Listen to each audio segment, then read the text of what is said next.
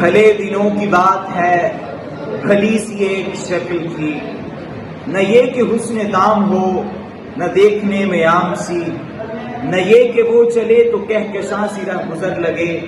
مگر وہ ساتھ ہو تو پھر بھلا بھلا سفر لگے۔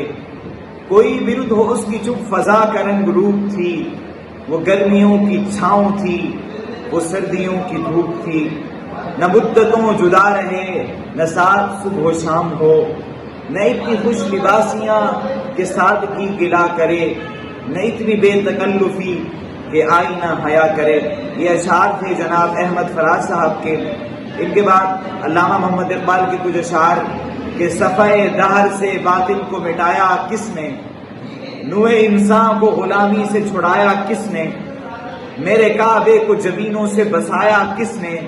میرے قرآن کو سینوں سے لگایا کس نے،